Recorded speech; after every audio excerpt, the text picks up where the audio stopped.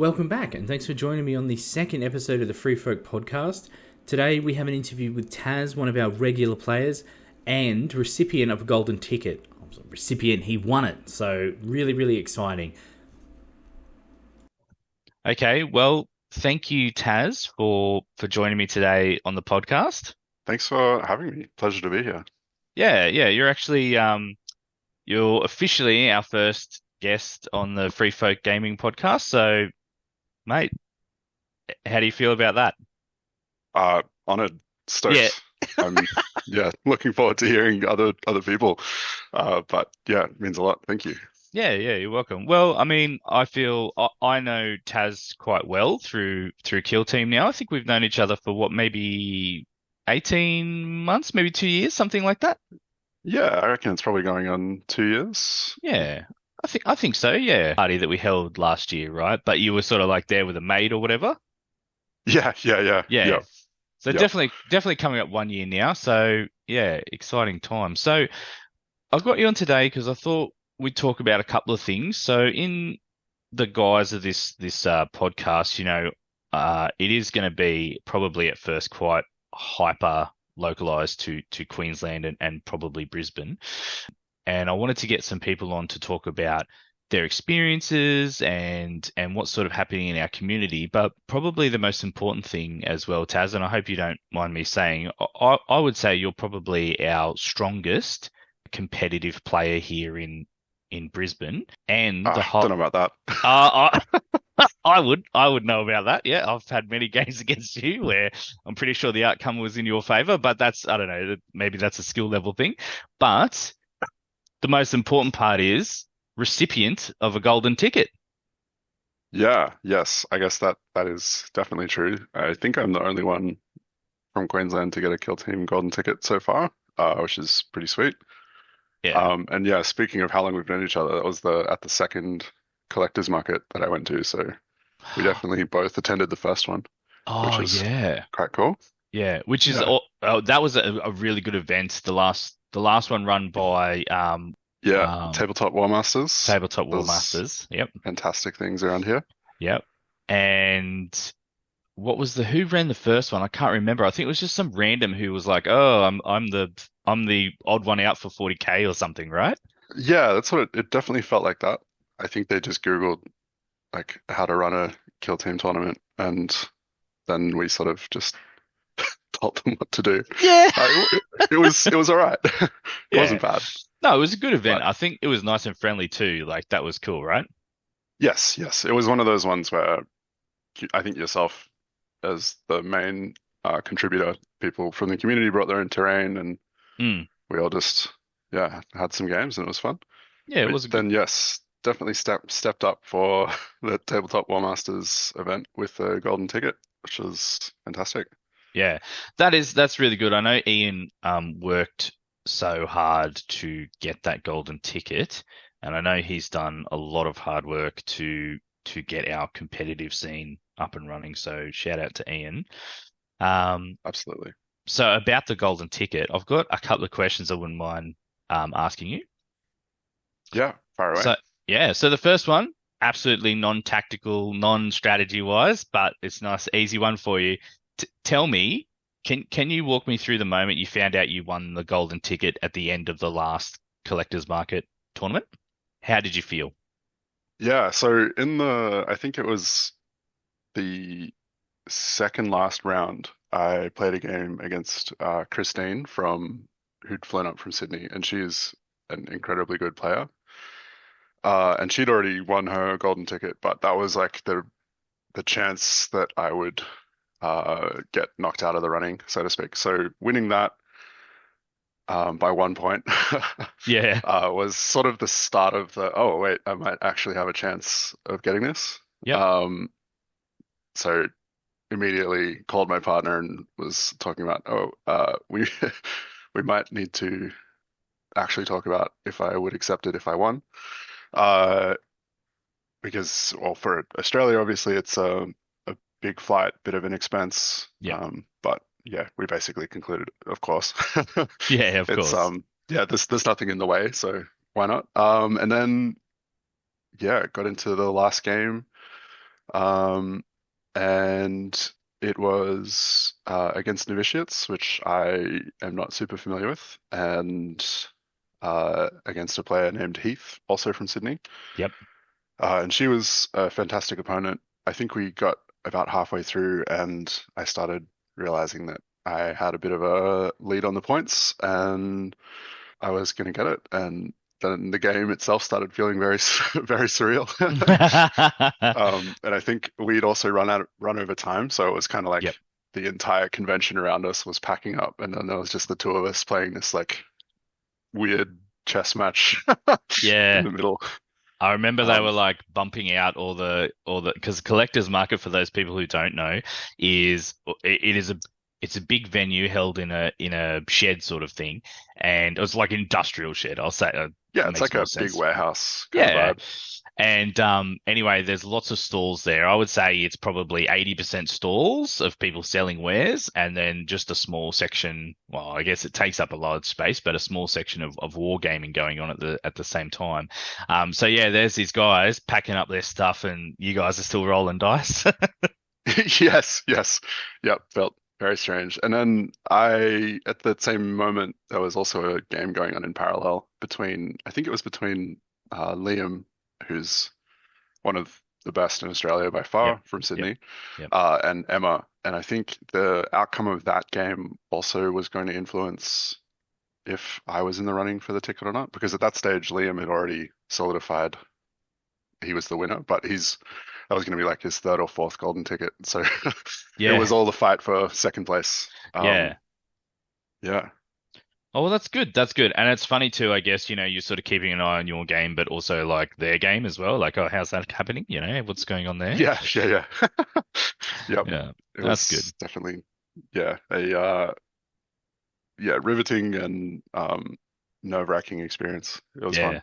And so tell me the next part of this question as well. What does it mean to you to have won a golden ticket, which gives you entry into that world spot or that world stage, so to speak? What does that mean to you?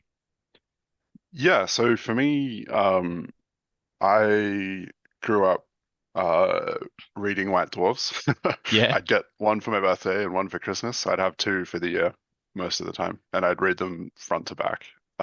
And I always remember seeing it was the big events. I think they were all over in the UK at that time. Yep. And like the Golden Demon stuff, and just all of those like big international events, and just thinking how cool it would be to go to a place where everyone's there just to do the tabletop miniature stuff that we all love. Yeah. Um, so yeah, it kind of felt like a really nice kind of nod back to that growing up. Yeah. And yeah, I'm stoked. Yeah. So it's a bit sort of like the inner child Taz is very happy in regards to winning this. Yes, yes, Yeah. absolutely, absolutely.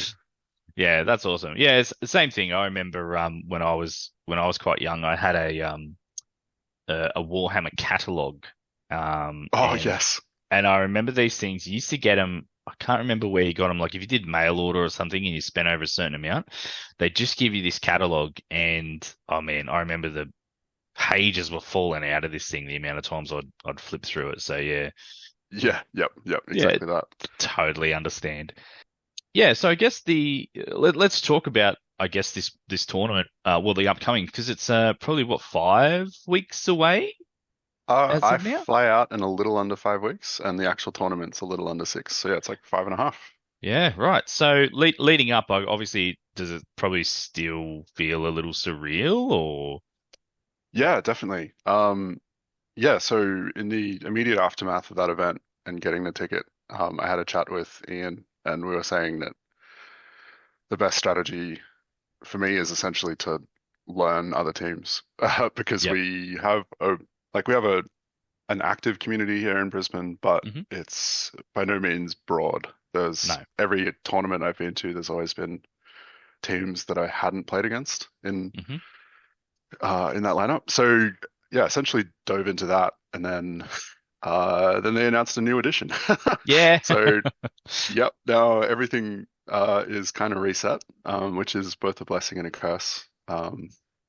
And yeah, it's feeling crazy to be dedicating so much time to learning teams, and I don't even know necessarily if they're viable or if anyone's even going to run them at Yeah, such a big event.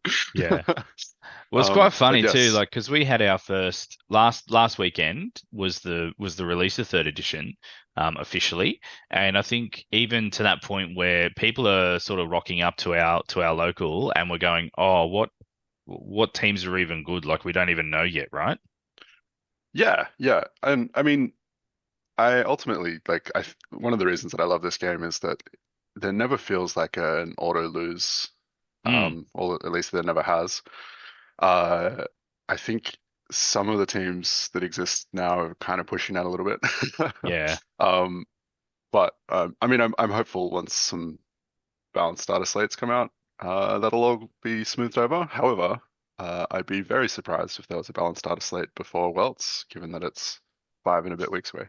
Yeah, I don't think there will be. I anticipate no. So yeah, I think as it stands, the teams going in are probably going to be like that. And I think as event organizers, you probably don't want to change, say, the core mechanics of your game too close to a like a big official event, right? Absolutely, absolutely. And on that, I was honestly a bit surprised I that they'd actually released third. I guess they have no say in it, Yeah, but I was a little bit surprised that third got released before the event. I thought that announcing it at Worlds would have been like the perfect opportunity. yeah. But Or yeah, I even mean, to this have way, kept it as like that. This tournament will be run as second edition with third edition being the new one going forward or something, right? Like give time people to bed in the yeah, rules. I mean, I guess to me, like if it was like if they'd announced and released that edition as they have, and then the World Championship was still second edition, I think people would sort of feel like, oh, well, why are you doing that? So Yeah, kind of yeah. like I don't think they can win with when they released it. Yeah, exactly right. It's a lose-lose for them no matter what they do. Yeah, Yeah. yes. It's either why did they release it right before, or why are you still playing the old edition? Yeah. So yeah, Yeah, exactly. Oh, we all know what the chat's like, right? yeah, yeah. Yeah, cool. So I guess more questions about I guess Kill Team Third Edition now. Um So, what overall thoughts? I know you and a few other players have been sort of trying your best leading up until the launch day to sort of scavenge rules where you can from like previews and stuff. What are your thoughts on the new edition of Kill Team? Like, how do you feel the game is now? And well, I guess how many games have you played of the new edition so far? And how do you think it compares to the old edition? Yeah, yeah, well, on that, I guess when a few rules got released at the preview um, over in the States, Mm. we tried to play some kind of hybrid Yeah, games yeah, where it was like mostly second ed, but with some of the third ed teams. yeah. And then, yeah, so discounting those, I think I've probably played somewhere between 10 to 15 games of the new edition at this Yep, stage. yep. So getting a reasonable feel for it. I've played through all of the new missions now at least once each. Um, and that said, I've only had 2 games on the new terrain for Volcus. Everything else has been on Into the Dark. Yep, Um, yep. yeah, which I guess we're now calling Galadark. Yeah, yeah. Uh, yeah, it's it's different. So the way the scoring has changed, I think, has opened up a lot of options on how to play the game, which I like. But Yep. 3 objectives is an interesting choice because it's so swingy if you're able to do something to your opponent's one Mm, safe objective. yeah. Um, so that's kind of been one of the big takeaways. Yep.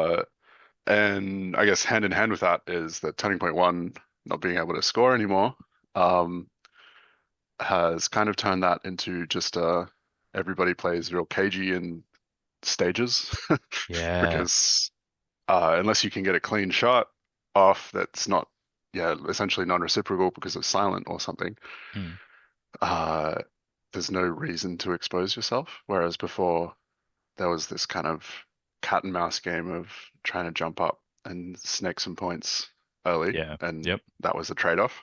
Yep. So those are some downsides, I'd say. But in terms of positives, I'm a huge fan of the counteract replacing Overwatch. Yep.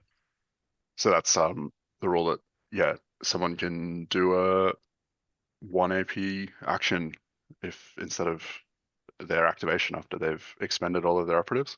Yeah. So Uh, in the previous edition, so second edition will say you could Overwatch, so you could take a shot at a lesser ballistic skills and whatever else if you're on engage order, whereas this one here now is you can just perform an action, which helps I think a lot too with I've seen this where people might move their miniature or their model or operative, sorry, into into a get the wording right, move their operative up a little bit, and they're like, oh, I'm just like 2 inches out for the next part of my tactic, and then like, oh, cool, now I can counteract, so I can just move that extra inch or 2 inches to get into a better position.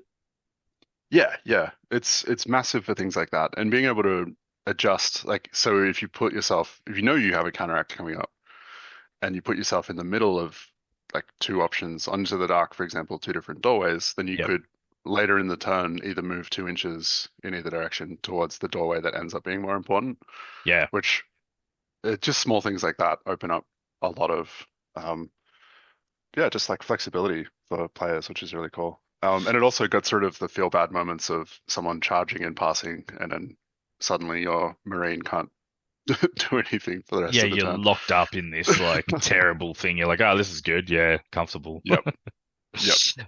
Oh, that's good. That's good. Yeah, I think it's been. I think the two games that I've played. I've only had two games. But hoping to get more in. But the one of the games I played against, the second game I played was on open board on Volcus, and for me, I'll go back to what you said about only having three objectives. So for me personally, I think it became quite cramped only having three objectives, and you're like, oh, I actually really have to fight over this center objective. And I think back to it, the game, the person who got that middle objective, that objective in the middle, they kind of won the game because they sort of they stopped me from getting it, and then from turning point two, it just ticked over points for them, the mission that we were playing. So Yep. pretty Yep. crazy. And the other thing, tell me what you think about this. So for those who don't know or maybe new to the game, now there's three ways to scores. So there's your primary objective, which I think they call the crit op now. Crit up. Yeah. Crit op, Yep. yep. The main mission, Yeah, so to main speak. mission. Yeah, yeah. We're still coming to terms with everything. So anyone listening out there saying these guys don't know what they're talking about, you're probably quite fair in saying that. Taz Absolutely. Taz does. Taz knows what he's talking about. I'm really bad for it. I'm actually terrible for filling in my own rules. I'm just like, it feels like this. But yeah, so the crit op, which was your main one, which is your three objectives that you need to hit in the board. You've got your kill op, so that's killing operatives. So the more you kill, the more your kill op goes up. And then which I think is now, is it tactical? Tac op Tac is the op, last yeah. one. Yeah, so that's the third way, which if you remember second edition, I always think of this as like, the thing you're gonna do secondary. But for now, because you've got these three ops, and then you pick one to be your primary, do you find that to be a bit of a gamble? Because how that works is, well, the mechanic works is you pick either your crit, your kill, or your tack, and then depending, you can get more points out of that for like example, if it's the kill op and you've killed more than your opponent or your kill grade's higher or whatever it is, you actually get more victory points allocated to that. Do you find that to be a bit of a gamble and a bit of a risk? Yeah, look, I mean, it's an extra 50% points, which is Yeah. decent. Like, it's a sizable thing that you're gambling, but Yeah. potentially 3 points, which is, as I'm sure we've all had games that are within 1 or 2 points, and that's essentially what this now means. Yeah. It's definitely a bit of a gamble. I feel like as a player, I always hedge towards things that I personally can control, and the crit up and the kill up are not that. Yeah. Yeah. Uh, like if I'm gambling on getting the kill up as my primary and I have some bad dice rolls, all of a sudden I'm down operatives and missing out on those points. Yep. Um, Similarly, the crit up, I think going back to what you were saying, where there's only the middle object, because there's only three objectives, the middle objective ends up being important. It's so Uh, valuable, right? yeah, I'm sure there are some teams that could gamble on the crit up and come away ahead, but yeah, for me, it's very easy for that to go the wrong way. Yep. Yep. And kind of, I guess, another part of having to fight over that middle objective is often no one gets it because it's tied. So then you're only ever going to get 1 point a turn. Yep. So yeah, I've kind of, I guess, gone the safe route in a lot of my games and taken my primary to be my attack up because I Mm. can choose attack up that I'm confident that I'll be able to score regardless of what my opponent does. Yeah, even it might Um, feel like you've got a bit more like agency over what you can do, right? yep, yep. Yeah, it's definitely it's the kind of almost an illusion of agency, because the other two just have so much inherent risk, Yeah. unless your team is very good at one of those two things, I suppose. Yeah, which we sort of don't. I mean, we kind of know, but we sort of don't solidly know at this point in the edition, right? Yeah, definitely. I mean, I guess as a example, I had my first game against Hyrotech Circle, yesterday or the day before.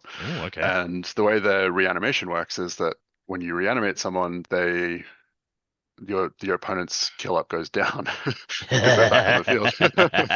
So it was the first time that there'd ever been a huge disparity between kill up. My opponent got to like the rank 3 or 4, and I didn't get anything on it because at the 8 operative mark from memory, it was the first one I had to have killed 2 people. So while I'd put down a number of Necrons, they'd all gotten back up except for one that I put down twice. So I didn't even make the first kill grade. Oh my God.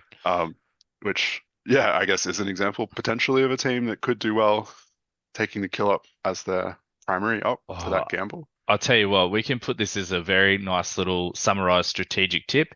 If you're going against Necrons, do not select your kill op as your double down, right? Yes, exactly, 100%. Yeah. Yeah, Oh yeah, that's a dear. very, very good point. Yeah, and I mean, I guess in that game we also had a nice example of how the crit up can be very swingy. Yeah. We were Yeah. playing which mission is it? One of the ones where it scores at the end of the game, and Yep. you have to basically load up the point, and you get the number of points that either player is plugged into this. Intel is the mission, so Yes. Okay. upload Intel points, and then say I've uploaded 3 over the turning point 2, 3, and 4, and then I control that objective, I get 3 points. Oh, If my opponent controls that objective, they get 3 points at the yeah. end of the battle. So end of turning point 3, I was able to move across and snake their objective, which had already got 2 points put on it. And in this mission, you can pick up the objectives. So I picked it up and then got initiative turning point 4 and was able to move dash back around a building. And all of a sudden, I denied them the potential. Well, they definitely would have had 2 points, probably a third point for putting the intel in, and given myself 2 points. The So it was cheeky runaway. 5 point swing.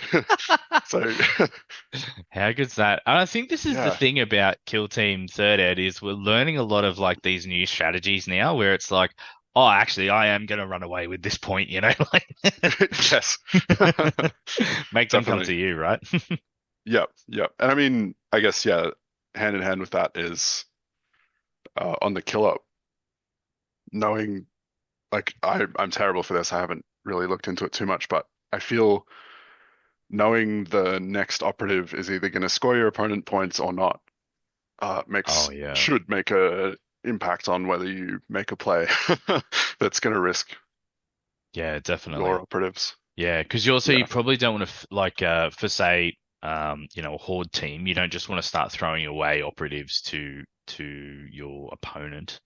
But in the Yeah, yep. same respect, you also want to be like, hey man, I really need to stop you getting this point now because like I'm already down 2 points. So this is a bit of a critical maneuver for me, so to speak, or critical turn.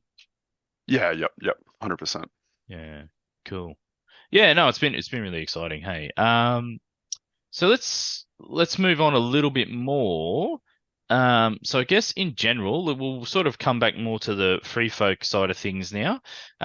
So so we think it's been about how long have you been playing Kill Team now? We'd say over 2 years, correct? Um, yeah, I think I've been playing for a little, like maybe 2 and 3 months or something, and then I feel like I started up playing with the Free Folk guys roughly the start of 2023. Yep, yep, yep. Yeah, 2023. So that's like just under 2 years ago. So yeah, I think that answers that. So little under 2 years with Free Folk, a little over 2 years Okay, generally playing. that's nice. And what made you sort of, I guess it's a two-pronged question here. So one, what made you decide to play Kill Team? And two, more community driven. Is there something that the free folk were doing right that made you go, yeah, this is where I need to be to play games? Yeah, so as I mentioned, yeah, with the whole like having read White Dwarfs as a kid, I've kind of always been on and off into um I actually started with Lord of the Rings, but 40K for the most part. So returning, I'm sure this is a very common story for a lot of people. Returning as an adult, I liked the idea of only having a small squad Yep, yep, yep. to paint up, and just jump straight into games. Hmm. To the point that I actually first learnt with Custodes, so I only had to have four. Yeah. Um, but by the time I yeah made it to the Free Folk, I'd sort of also picked up Warp Coven and was enjoying the Way of the Wizard. Yep, yep. Uh, but yeah, so I guess yeah, for me, starting Kill Team was the small size, the promise of shorter games that I could uh, comfortably do without having to clear off an enormous table or any of that sort of thing. And then once I actually started playing alongside the Free Folk people, I remember going for my first game and just being welcomed, and Yep. they didn't care that I hadn't really played against anyone except the one guy that we'd sort of learnt the rules from scratch together by reading the book. Yep. Um, yeah, and it was just sort of show up every week. You don't even have to organize a game ahead of time. So yeah, the ultimate pickup game. It was Yeah. great. It's pretty good like that, and I think the big thing too is we try and be very welcoming, and I think sometimes people when they turn up, obviously, man, usually we have a big crowd. I'd say big crowd, but it's maybe like 8 people. And it's Yeah, one of those things to be like, oh, this is actually a little bit intimidating because everybody knows each other really well. And from the outsider's point of view, I'd imagine it probably looks like a little bubble, a little ecosystem that you have to try and break into. But I think we're quite welcoming. So yeah. yeah, I would agree. I'd agree for sure. And I mean, I've kind of since being there for a couple of years now, I have definitely been on the other side of the new player experience, as in Yep. the more experienced player, teaching and trying to encourage people to come back and embrace the fun game that we have. Yeah, exactly. As what advice would you give to new players who are, well, I guess one wanting to get into Kill Team or players who are sort of transitioning from second edition to third edition? What advice would you give that person? That's a very good question. So for players that are wanting to get into Kill Team, um, I guess it really depends if you have access to a sweet community like we have at Freefolk. If you're just doing it on your own, I suggest trying out the new solo op rules. If you've got a friend, it's this new rulebook is really nicely laid out, so I imagine it would be relatively straightforward to um, read and sort of work it out as you go. Yeah. Picking up a team, I'm always a big fan of get the one that you like the look of the most, you like the vibe of, if especially when you're learning. Because if you learn the game and realize that you don't like the play style of the team, you can always just get another team. Yeah. And at that point, you will have already achieved what you needed, which was learning the game with some models that you really vibe with in terms of their aesthetic or the lore or whatever. Um, yeah, So definitely follow your heart on choosing a team. follow your heart on choosing a team for sure, Yeah. for sure. And then it would be summarized as find a good community to be a part of. Yeah, I think the community aspect of it is one of the major things that makes this game fun. Because you can just have an evening at a game store and get 1 or 2 games in very comfortably. You're never going to, if you're there for 3 or 4 hours, you'll get a game in without Easily. stressing about time. Yeah. I Which is tell you really what, nice. I find that if you were to say to me, would you spend 4 hours at a game store? Like just on thought process alone, I'd be like, 4 hours is a long time to spend at a game store. However, when I go to our Monday night meetups, I would say the time goes so quick. So it's very Yes. enjoyable for Yeah. me. Yeah. Yeah. I mean, I think people picking up D&D, for example, have the same reaction when you say, "Oh, a session goes for 4 hours," and then Yeah. after their first session, they're like, "Wait, that was 4 hours?" Yeah. But When's the I next mean, that one? yeah, exactly. That being said, a game, I wouldn't expect a game to go for 3 to 4 hours. It's probably around the 2 to 3 hour mark. It's more if you're there for 3 to 4 hours, you'll have a relaxed game. You won't feel any time pressure, and you can sort of take your own pace of looking up a rule that is a bit confusing or you're not sure about, asking the people in that community for help, that kind of Yeah. thing, and just having chats with people. That's part of the fun. Yeah. I feel like the other thing too is like for me personally, right? I I find it a lot easier to I'll read a rule and I'll go, this is how it works, very confidently, even though I've never played it. But then going to a store and actually playing, someone's like, actually, that's not how that. Well, they don't go, actually push glasses up, but they go, you know, they're like, Yeah, actually, yeah. it works this way, and you're like, that makes so much more sense than how the fuck I was playing it. Yes, definitely, definitely. Yeah, I think hands down the nicest way to learn is if you have a few games in a row with someone, not necessarily in the same session, but over a few weeks or months with the same person, that's fantastic, or even just with the same community, because Yeah, a community generally will all have the same understanding of how something works, yeah. It's which like is a really hive nice. mind, isn't it? Yeah, yep, yep. Someone will do something wrong or weird. Someone will look it up. They'll realize that it's different, and then it'll yeah spread through the community. Oh, wait, this is actually how that interaction works. Yeah, that's so good. So I guess another theme that we sort of have, and I've used this term quite a lot, and I would say when I first started the community up here, it was very I've used it before, the term militantly casual. Yes. However, I personally found that once we started having tournaments and we started playing at a higher level of kill team, I actually found that my games became much more enjoyable. There was a lot more back and forth in regards to, strategy and tactics and things of that nature. So the overall games became, I would say, a little bit more stressful, but in a good way. So like good stress. But then when you finish that game, the reward for finishing the game, whether you won or lost or whatever it may be, for me was so much more than when we were playing casually. So then part of this question that I'm going to ask you is, if you're a player who is worried about, say, playing a bit more competitively or wanting to, say, take that next step into, I've learned the rules, pretty casual right now, but I want to take that next step. What's some advice you would give to that guy? or girl. Yeah.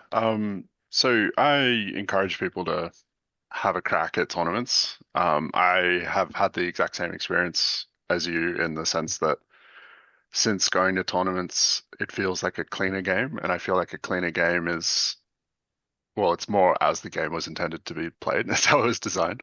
Yeah, So yeah, it's usually more fun. You don't have anyone doing something weird, and suddenly the game just feels unfair. yep, Um, I uh, am a big proponent for if you go to one of these events and or just in general, this is just general gamer yep, personship. Um, if you're not sure about how something works, you can always say it, and then if someone tells you that you're wrong, you just ask, "Can you show me why that's wrong?" yeah, yeah, And yeah, then if they're a decent sport, they'll pull out the relevant section of the rule and point to it, and either you'll be right or they'll be right, or neither of you will be right, in yeah, which case the TO will help. And then moving forward, that's something that you've learnt and you yeah, can bring to your game. And that happens a lot, even between um, players that would be seen as more competitive, yep, especially when a new edition's just ticked over. yeah, And I don't think that's something that goes away, but it's definitely something that isn't, at least once you've done it once or twice, it's not actually that scary because everyone, at the end of the day, everyone's, for the most part, excluding bad personalities, yeah, yeah, that yeah. are just there to try to win at all costs. But for the most part, most people are there to have a fun, challenging experience, and challenging in the sense that it's a complex tactical game that there's a lot of depth to, and inherent to that is people want to have a pleasant chat about how things, how the rules Yeah, interactions yeah. work. Sometimes they So get a bit it's, heated. yeah, sometimes they do get a bit heated, but it's at the end, yeah, it's like it's a necessary minor uncomfortableness Yeah, that if everyone's on the same page, it's not like you're playing chess and someone's got two queens from yeah, the get-go. yeah, yeah, yeah, yeah. And I think the other thing too, to sort of echo what you're saying there as well, is for me, I say read the rule out loud. Let's see what it says, right? Yep. Sometimes there's a level of comprehension once you read it out loud that you go, ah, right, I was wrong, or whatever it might be. Um, Yes. and then the other side of that too is I think going through an uncomfortable conversation will yield better results than either one, not having that conversation, or two, you know, trying to bulldoze your way over the top of something. Because if you get something wrong and then it's pointed out that it is wrong and we have that uncomfortable conversation, it's only going to better your experience next time, right? Yeah, yeah, for sure. And I mean, even in within the same, like within one game, say a rules thing comes up, start of turning point two. If you don't say anything, or if your opponent doesn't say anything, and someone feels uncomfortable, they're just probably not going to have as good of a time as No. as if, yeah, they'd taken 10 seconds to be like, hey, I think this is this, and the other person says, well, actually, it if you read the rule, this is what it says, and I'm pretty sure that my understanding matches up with that. And then it's, oh, okay. Yeah. Well, great advice though. Isn't that just, it seems pretty simple, doesn't it? Yeah, yeah, it's such a funny one. I think mainly because people want to when someone feels like they have something right, most people seem to just default to arguing it Yeah. without actually going back to the source. And I Yeah. think a lot of the emotion can be skipped by just opening the book Yeah. or Yeah. pulling up the website, Yeah. the For new me, app. it's always disbelief when someone says you can't do that, and I go, no, what? And then they'll read Yeah, the rule and yes. go like, oh, actually, yeah, no, I can't move. I can't dash and charge. Yeah, no, you're dead right. Yeah. Yeah, yeah. Yeah, Yeah. I'd say the other part of tournaments is sometimes they can be a big day. Yeah. I would uh, still encourage people to do it, even if they feel like they might not be able to concentrate for 3 or 4 games, in the Yeah. sense that even if your first game or two are you at full mental capacity, and then your last game or two might be a little bit worse, you're still getting a really dense input of like competitive gaming.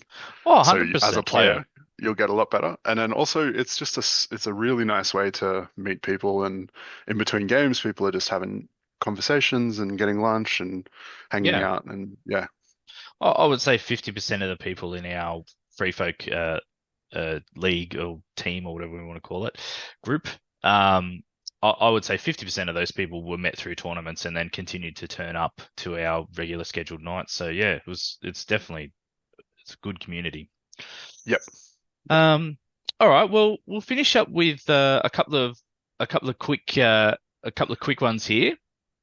So we'll do one that you might have a bit longer of an answer to, but then we've got three more questions here that I think will just wrap up this interview quite nicely. So first things first, what has been your most memorable Kill Team match or moment to date?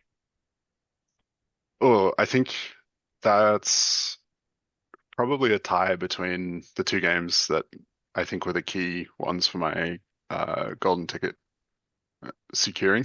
Yeah, So yep, yep. I had a game at the collector's market against Liam Bladwell, who ended up winning the event. Yes. And that was I ended up losing by 1 point, and I made a misplay in the Yeah. last turning point, which might have led to I think it was at best a draw, but that was a fantastic game. Lots of back and forth, lots of fun, and then a similar one at the same event against Christine. Uh, I I was playing Wormblade at that event and did a cheeky second ed tactic where I um, took initiative and stole one of her backline points. So Yep. turning point one was 4-1 on score, Oh, and then I ended up winning by 1 point. So that uh, that's good. that spicy play right at the beginning Yeah. sort of And set me she's up quite a to coast. veteran player as well, so it's good to get one up on somebody who is perceived as being so good, correct? Yes, or Yeah. more than perceived, she is a Sorry, I shouldn't have said perceived. phenomenal Yeah. player. No, no, of course. The stats speak for themselves, yeah. They really do. They really do. She's very good, and I'm uh, shaking in my boots, literally, about how good she's going to be now that her favorite team, Warp Coven, has soared to the top. Mm. Yeah, definitely, definitely. Well, do you want to, well, before we launch into the last quick fire questions, did you want to talk about your experience going into Worlds? Like, what are you doing to prepare, or is there perhaps something that you're worried about? So I would say this is probably not a secret, and correct me if I'm wrong, but you probably will be taking Wormblade, correct? Uh, it's they're strong contenders. I'm also looking at the new edition. It's essentially become a little bit of a uh at this level, that is. Yes. Can you kill a Marine? Yep. As a bit of a stat check. And I'm reasonably confident that Wormblade can. And then the second point is, can you beat Inquisition? Because Inquisition are looking extremely strong. They seem very Um, strong, yes. Especially, I just saw recently the like a faction video where they talked about them and the Kaskin working together. yes. Seems, They essentially get a fifth strategic ploy because yep, one of the Kasrkin operatives explicitly states when you use this in Inquisition, you get this ploy. yeah. I, Which, I don't know. I think that's going to be balanced because I was reading the rules and I was watching the video and I was like, I don't understand. This seems good, and everyone is saying it's very good. I have to see it in person, but I feel like yes, this is not great. yes. It's yeah. I I would bet money on Inquisition getting a dial back in the Yep, first balanced data slate. yep, But as we said, that's unlikely to happen before Worlds. yeah, not before Worlds. Um, yeah, so Inquisition is, I think I'd be surprised if anyone that's not an elite player not considering Inquisition. So I had a tournament run at the end of second edition with Inquisition and quite enjoyed them. So Yep. naturally, them being one of the best teams in the game, I'm considering picking them up. Okay. And then the last one that I'm really tossing up is Corsairs because they sort of hit part of my playstyle, which is very uh, flashy, explosive turn, Yeah. being able to give someone an extra APL and then buff them up with a few different things and do some really spicy plays. Mm. Um, yeah, but reasonable chance I'll end up taking Wemblade Mm. as a yeah.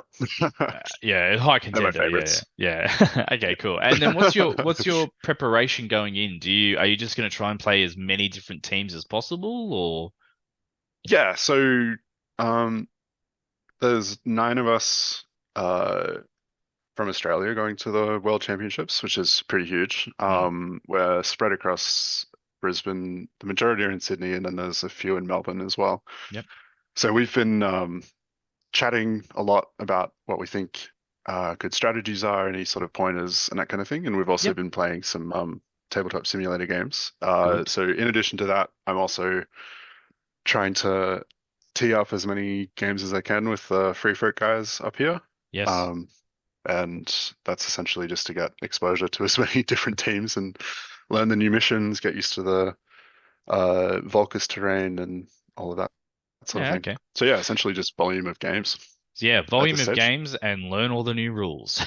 I learn all the new rules. That's it. Simple. Yeah. All right, great. Well, to finish off, I've just got three real quick questions. Yep. So we'll just quick fire them, Taz, and we'll see how we go. So first thing, what team are you currently playing? I'm currently playing Wormblade and Perfect. dabbling a little bit in Inquisition and Corsairs. Yeah, lovely. And then what teams are you looking forward to see that we know of so far? I guess we only know of 2 teams at the moment. Uh, so I am looking forward to the Rattling Ogren team. Yes, yeah. I think that'll be a bit of a weird one just because of how short the Rattlings Yeah. are. I think it's going to be, to be honest, I think it's going to be the most comedic team in Kill Team so far. Yes, definitely. I'd love for them to release some of the like forgotten compendium teams, but Oh, I'm yeah, not yeah. holding out too Oh, much. well, Like demons or Tyranids or Grey well, Knights, one Taz, of those. this is the next question. What faction or team would you like to see? Oh, yeah. I think some kind of more bespoke demons team would Okay. be, yeah, possibly with a mix, possibly just Zinch. Possibly just Cinch. Okay, cool. Well, that's it. Thank you so much for your time today. I really appreciate it. Yeah, thanks for having me. Yeah, absolutely. You're welcome on any time, and best of luck at the Worlds there. And yeah, man, we'll all be cheering for you for sure. Yeah, thank you very much. I'm looking forward to it. All right. So there we have it, the interview with Taz. I hope you guys all enjoyed it and we learnt a few things and really enjoyed the discussion with him. I found it to be really enjoyable. So thanks once again. My apologies for some of the strange audio there. If you're noticing, it might be at different levels and different sound. The reason for that is I've recorded these interviews on 2 different devices and just spliced them together. Sorry guys, I'm still trying to figure out how to do the podcasting, but I am definitely excited to do more. We have another interview coming up for the next episode with a player from Sydney. I won't spoil that one just yet, but thank you once again for listening. Please like, comment, subscribe, do all those things that people ask you to do, and I hope to see you guys playing Kill Team very, very soon. Come up and introduce yourself if I don't know who you are. Reach out to me on the Facebook page. More than happy to give any advice, and most importantly, want to see you playing some Kill Team. So thanks once again, and thanks for listening.